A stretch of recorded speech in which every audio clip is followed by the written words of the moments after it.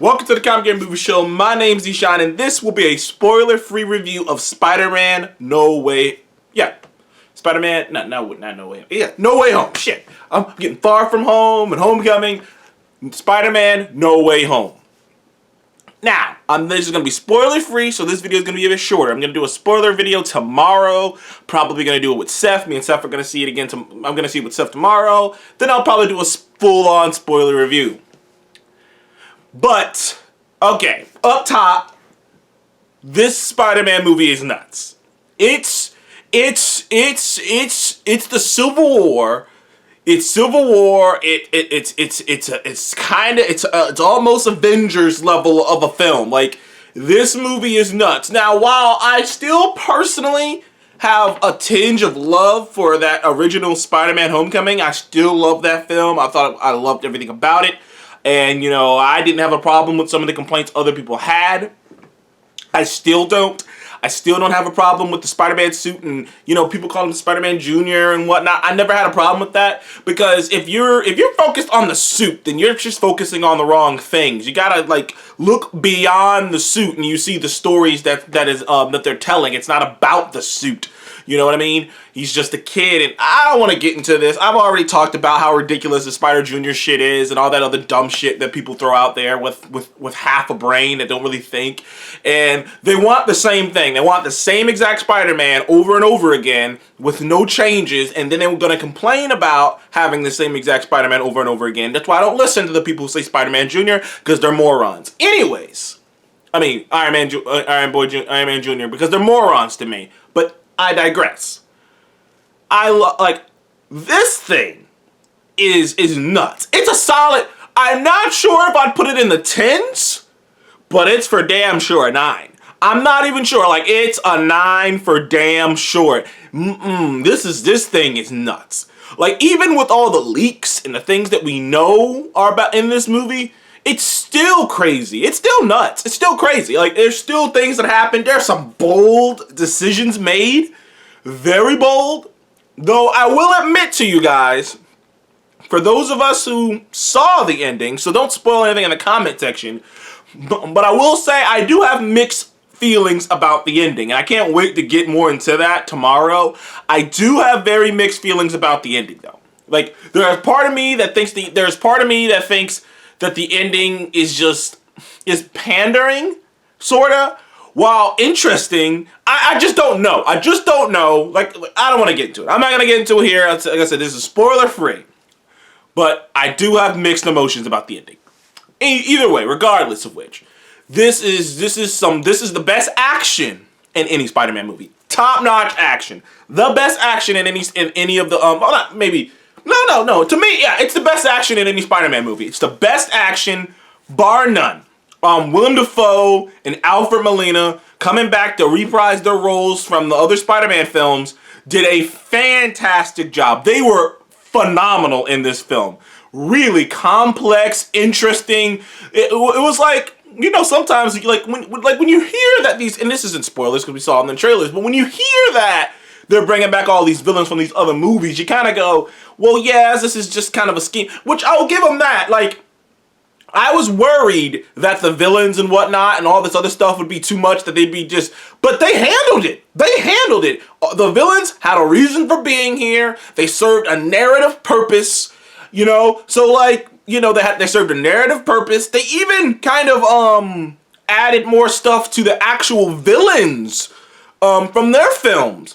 Because, I mean, when you see, and that's, like I said, minor spoilers, when you see Otto Octavius meet Green Goblin Willem Dafoe, it's so weird because you never saw that in the Raimi movies. You never saw it, so you don't know. When you see these characters meet, it's kind of crazy. It's like, yeah, they never met before, but they know of each other. So, like, you don't, like, this, like, you would have never gotten the opportunity to see what does Otto Octavius, Spider-Man Sam Raimi, Otto Octavius think of, you know, Norman Osborn, and what does Norman think of him? And those are things that you would have never got the opinion on. And I was like, oh, that's dope, you know? Like, you never would have got that opinion. I was like, oh, well, this is cool that we got to figure out what they thought about each other.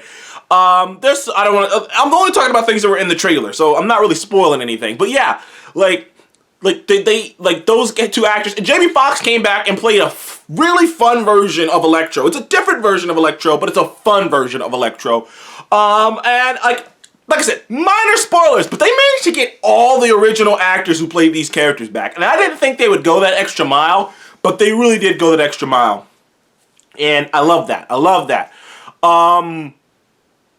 Top-notch action, all the characters coming back to play their roles. It was cool. Willem Dafoe and Alfred Molina killing it. The Trinity, Ned and MJ with Peter were great together. I love Aunt May was great. Happy was fun. The story is something. The story has leaps because it starts off and it's just like Spider-Man. It's just like Homecoming. Like the first like 35 minutes, 30 maybe 35 minutes are just like Spider-Man Far From Home and Homecoming.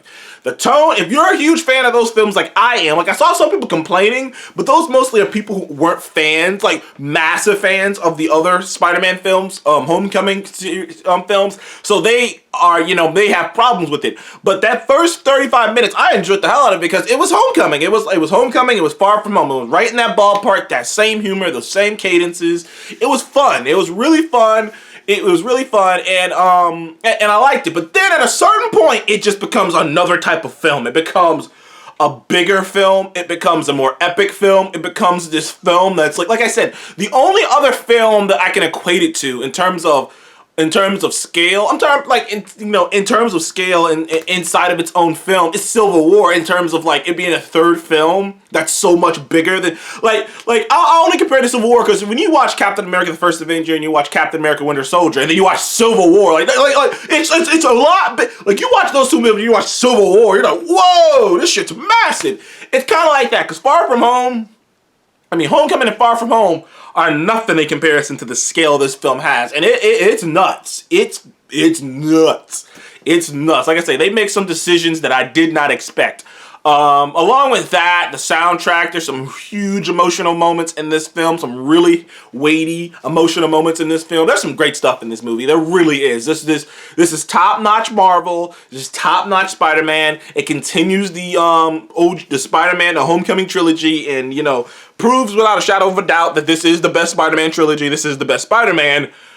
Like I said, the things I really want to get into that you can't really talk. Like, if I'm making a spoiler-free review, so I can just really get this out there real quick. But like, I enjoyed the hell out of this. This gets a 9 to a 9.5 from me, and never let up. I enjoyed the entire thing. I believe all these actors. I believe all these characters. Everyone is acting as they should. It wasn't weird. Like they came up with a good reason, and they actually an arc for these characters that affected Peter. And by the time it got to the end, you were like, I'm not sure where this is going. Like, and I'll give them that. For the first time ever, an MCU movie ended, and I was like, well, not ever, but for the first time in a long time, an MCU movie ended, and I was like, I'm not sure where this is going. I'm not sure where this is going. I'm not sure if I agree with the path it's going. I'm not sure. I'm kind of left in the dark. I'm kind of like, I think I'm liking it, but I don't know. Like, I really want to talk about the ending. I really do, but I don't want to do that right now. I'm going to wait to see it again, see it again with Seth so I can talk about it more. But, yeah, man, this movie was, it was advertised well. It was advertised well. Man, this movie's nuts, dude. like this movie's existence and the things in this movie just kind of like leave you just like, man, never in a million years. If you had asked me this years ago, like, this is one of those movies that you would never have thought existed. It really harkens back to the Avengers and things of that nature, where you just kind of sometimes have to sit back and like there's movies like that where you're just like, man, I can't believe this exists. You know what I mean? Like, I can't believe this happened. I can't believe this happened. I can't believe this is a thing. Like, it's nuts. It really is. It's something that, like, I kind of sit back and, like, even when I'm watching the film, when I was watching the movie, I was like, dude, like, I can't believe this is happening. I can't believe it's happening. I can't believe it's working so well. So, like, yeah, man. Anyways, thank you guys for joining the Comic Game Movie Show. Please like, subscribe, and I'll see you guys on the next one. Goodbye.